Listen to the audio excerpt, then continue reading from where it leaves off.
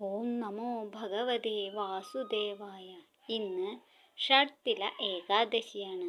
പ്രപഞ്ചശക്തിയായ സൂര്യതേജസ് ദക്ഷിണായനം കഴിഞ്ഞ് ഉത്തരായനത്തിലേക്ക് പ്രവേശിക്കുന്ന പുണ്യമുഹൂർത്തമായ ധനു 30 ബുധനാഴ്ച മാഘമാസത്തിലെ കറുത്തപക്ഷ ഏകാദശിയായ ഷഡ്തില ഏകാദശി നാളിൽ മകരസംക്രമവും ശബരിമല മകരവിളക്കും പത്മനാഭസ്വാമിക്ക് ലക്ഷദീപവും ഒന്നിച്ചു വരുന്ന ഈ ദിവസത്തെ ഈശ്വര ഭജനത്തിന് സാധാരണ ദിവസങ്ങളിലെ ഭഗവത് ഉപാസന സമ്മാനിക്കുന്നതിൻ്റെ അനേകം മടങ്ങ് ഫലം ലഭിക്കുന്നു. പൂർണ്ണ ഉപവാസത്തോടെ വിഷ്ണു പ്രീതിക്കായി അനുഷ്ഠിക്കുന്ന ഏകാദശി എല്ലാത്തരം ദുരിതങ്ങളും ദൗർഭാഗ്യങ്ങളും അവസാനിപ്പിക്കും. ഷഡ് എന്നാൽ 6, തിലകം എള്ള്. 6 വ്യത്യസ്ത രീതിയിൽ എള്ളുപയോഗിച്ച് വിഷ്ണു ഭഗവാനെ ഈ ദിവസം ആരാധിക്കണമെന്നാണ് പ്രമാണം. ഈ വ്രതം അനുഷ്ഠിച്ച് അന്നദാനം നടത്തിയാൽ അളവറ്റ സ്വത്തും നല്ല ആരോഗ്യവും ജീവിതാന്ത്യത്തിൽ ജനിസ്മൃതികളിൽ നിന്നും മോചനവും ലഭിക്കും.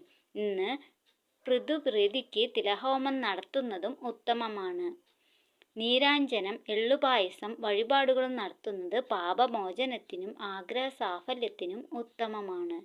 ജനുവരി 14 ബുധനാഴ്ച രാവിലെ 11:14 മുതൽ രാത്രി 12:30 വരെയാണ് ഹരിവാസരം.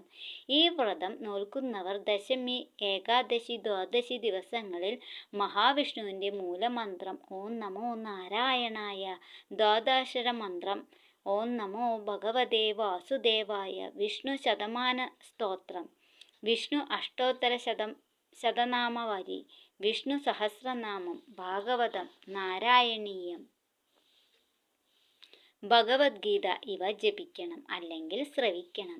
ഏകാദശി വ്രതം അനുഷ്ഠിക്കുന്നവർ ഏറ്റവും കൂടുതൽ ജപിക്കുന്ന ഒന്നാണ് വിഷ്ണു ശതനാമ സ്തോത്രം. ഭഗവാനെ ഈ 100 നാമങ്ങളാൽ എന്നും ഭജിക്കുന്നവരുടെ ജീവിതത്തിൽ അശുഭങ്ങൾ ഉണ്ടാകാറില്ല. എല്ലാവരും ഏകാദശി എടുക്കുമല്ലോ. എല്ലാവർക്കും ഏകാദശി ആശംസകൾ. ഓം നമോ ഭഗവതേ വാസുദേവായ. സർവം കൃഷ്ണാർപ്പണമസ്തു.